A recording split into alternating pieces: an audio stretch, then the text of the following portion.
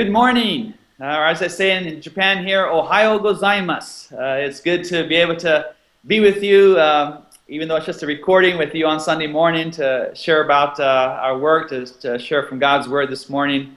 One thing we do appreciate your work, your part in our work in Japan, your support to us, your prayers for us, your interest in us as we live and work here in Japan.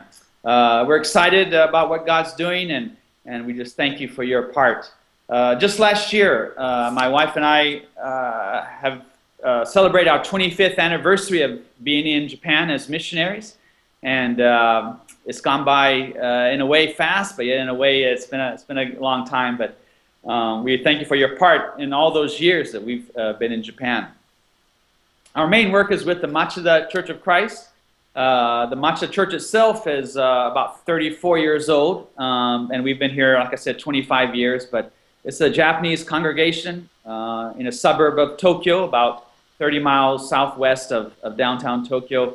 It's a Japanese congregation, so I preach in Japanese. All the Bible studies and lessons are in Japanese, and we have about 45 to 50 on a Sunday morning, different ages of people, a lot of young kids as well. So we're excited about what God's doing, and we are continuing to pray that the church will grow and to reach out more into the area.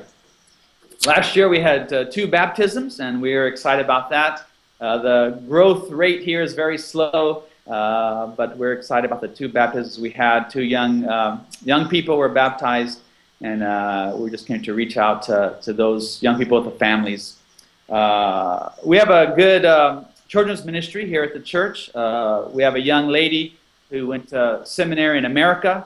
Haruka is her name, and she is the children's minister and is really doing well to reach out to kids in the neighborhood.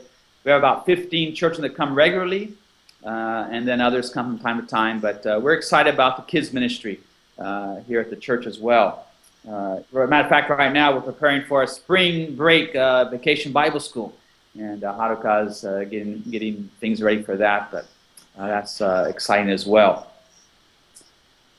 My wife continues to teach at the Christian Academy in Japan. She's a kindergarten teacher there, and it finds it a challenge but also exciting. The school was started as a school for missionary kids, and but now the missionary numbers are down, and now a lot of Japanese as well as other nationalities of kids are coming in. So some of these kids have not grown up in a Christian family or do not know many of the Bible stories. My wife is finding it a challenge and exciting to be able to share with them, maybe for the first time, some of the Bible stories there in kindergarten.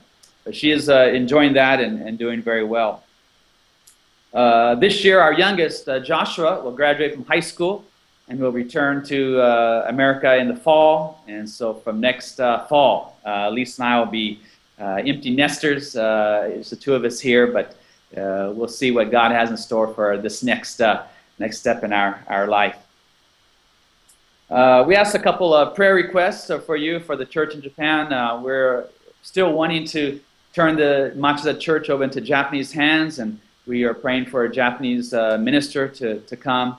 Right now, the net that we can choose from is very few.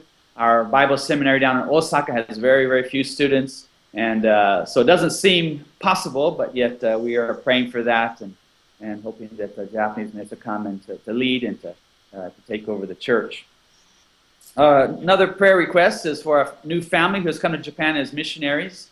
Travis and Becky Kilson are coming from Alaska to come to Japan. They're finishing their Raise and Support right now, and hopefully will be here the end of March of this year. So they'll study Japanese in a language school for 2 years.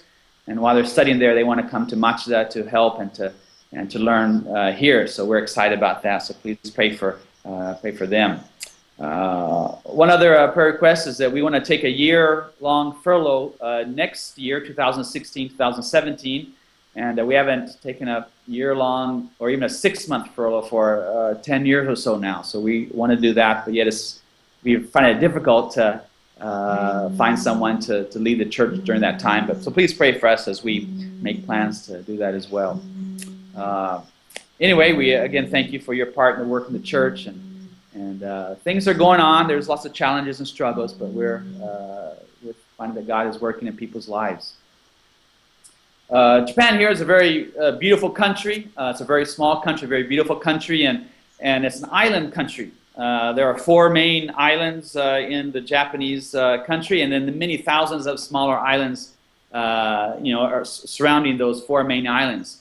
And most of the ways that you get across to the islands is on a bridge. They build lots of bridges here in Japan to get across the islands, and that's one of the ways that you connect to other islands.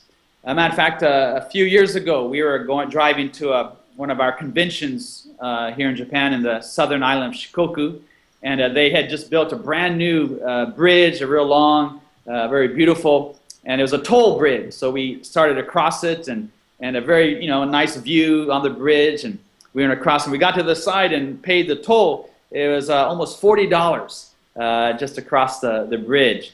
But anyway, that's another point. But just that they have lots of bridges in Japan, and to connect to the other places in Japan. God, I think, wants us to be bridge builders as well, to build bridges to other people as we reach out with God's love, with the gospel, to accept them as who they are and to love them. There's one story in the book of Acts that talks about a very important turning point in the history of Christianity.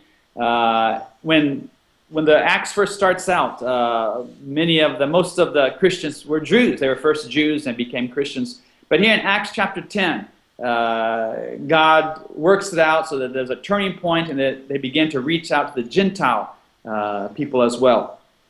In Acts chapter 10, there's a story of Peter and Cornelius. Cornelius sees a vision, and it says, go to the city of Joppa, where you'll find a man named Peter. And so Cornelius sends 2 of his servants, and they go to Joppa, and they see Peter. And but before that, Peter was at someone's house, and he was on the roof, kind of resting, waiting for lunch to be served. And as he was resting, he saw these visions, these dreams. And there were 3, but they were the same visions for all 3 times. There was this white sheet came down, and on the sheet were just many kinds of animals. And God says, Peter, get up, kill, and eat. And most of these animals on the sheet were what the Jews considered unclean. They were not able to be eaten, and Peter had never eaten these in his life. And so as each time that sheet came down and God says, get up, kill, and eat, Peter says, no way, I've never eaten unclean things, I don't want to start, and he said no all 3 times. But I think God was, and Peter finally recognized that God was teaching him a lesson. The voice in the vision says in verse 15, chapter 10, verse 15, do not call anything impure that God has made clean. And then later on in the verses 34, 35, Peter learns but with the lesson, he says, I now realize how true it is that God does not show favoritism, but accepts men from every nation who fear him and do what is right. So Peter was about to learn this lesson, that to God, no one is impure. Everyone is loved by God. And we as Christians, as people of God, need to build bridges, need to reach out and accept these people as well. Probably the first lesson that Peter learned is that he needed to erase the unclean labels. He had labeled, the food. This is clean, this is unclean, and they were labeled. And also sometimes we label people. I think Peter and the Jewish people at that time had just 2 labels for people. One was Gentiles, and then one was Jews, the people of God. And so wherever they went, if you're a Jew, then they didn't talk to you very much. They didn't let you in their house. It was just that kind of label. And so I think God was going to teach Peter to erase these unclean labels, that everyone is loved by God and has the right to hear the gospel. And so Peter, wonders about this dream, and just as he was finishing this 3rd dream and wondering what it meant, he heard a knock at the door.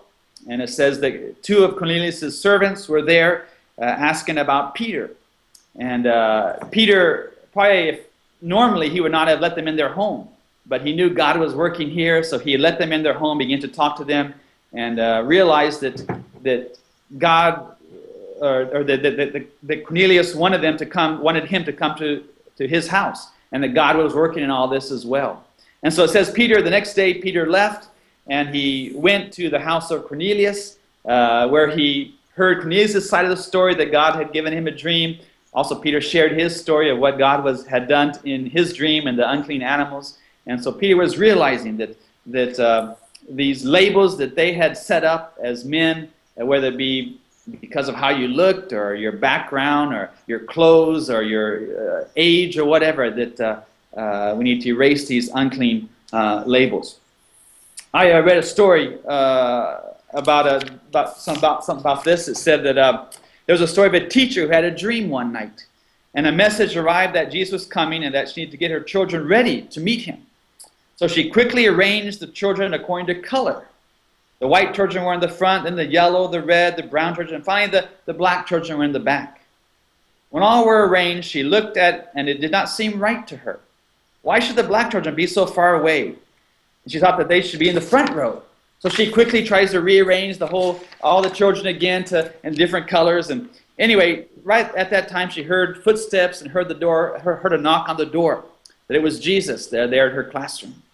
And so she quickly lined them up and then buried her head in embarrassment, as they weren't in order, or as she thought they were in order. But as Jesus entered the room and she looked at the children, she saw that all the color had vanished. The little children were all alike in the Master's presence. So we also need to realize that although we have, man has labels of different people, how they look or what they do, to God does not have labels. God does not show favoritism, but accepts all.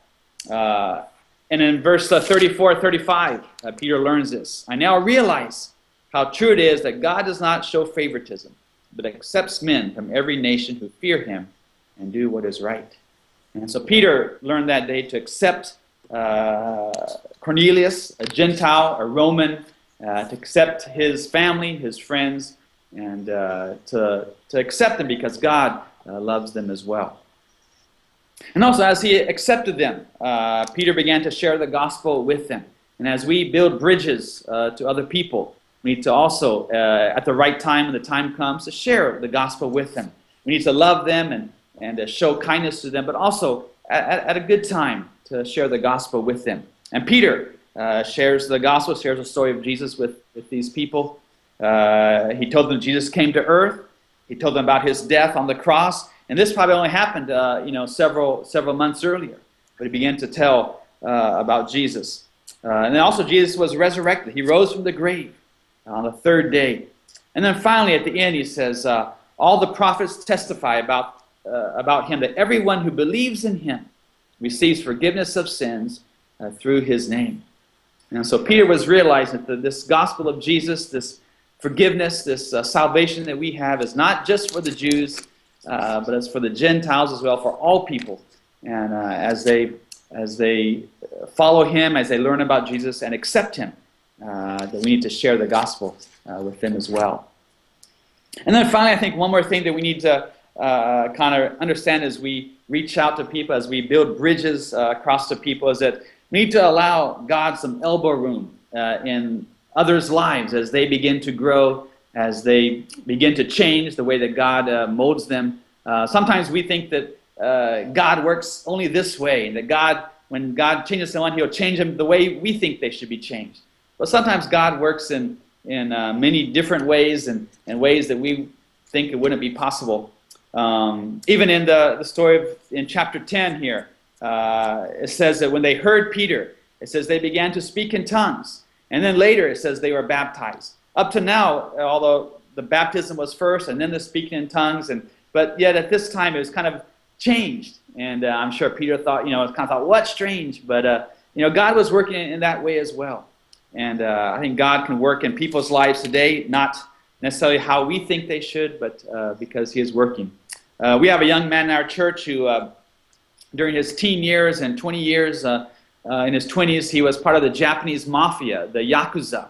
And he worked for them for many years. And one of the characteristics or traits of a Yakuza here in Japan is they have lots of tattoos from their wrist. They have all the way up their arm, and then their whole chest and sometimes their back is just full of tattoos.